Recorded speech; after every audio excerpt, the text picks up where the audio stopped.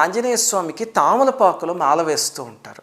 ఎందుకు అలా వేస్తారు అంటే ఆంజనేయ స్వామి ఆలయంలో బయట ఒంటి ఉంది కదా, దాని పేరు పులినజవుడు. పులినజవుడు అంటే ఇసుకలో త్వరగా నడిచేవాడు అని అర్థం. ఆ పేరు ఇచ్చి ఆంజనేయ స్వామి ఒంటెని వాహనం కింద తీసుకుని అధిరోహించాడు. అప్పుడు స్వామి ఒంటెని అధిరోహించేసరికి అక్కడ ఉన్న వానరులందరికీ పట్టలేని ఆనందం వచ్చేసింది. ఎందుకంటే వానరులందరూ ఒక ఎత్తు, ఆంజనేయ స్వామి ఒక ఎత్తు, ఆయన సాక్షాత్తు రుద్రాంశ.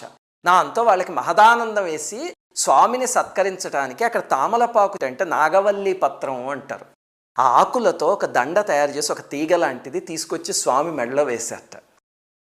వేస్తే స్వామి కూడా పొంగిపోయి నాగవల్లి పత్ర మాలికార్పణంచ మమేష్టదే అని చెప్పేటంటే ఈ నాగవల్లి పత్రం మాలిక వేస్తే కనుక నాకు చాలా ప్రీతి అవుతుంది అని ఆంజనేయ స్వామి చెప్పాడు అని పరాశర సంహితలో ఉంది.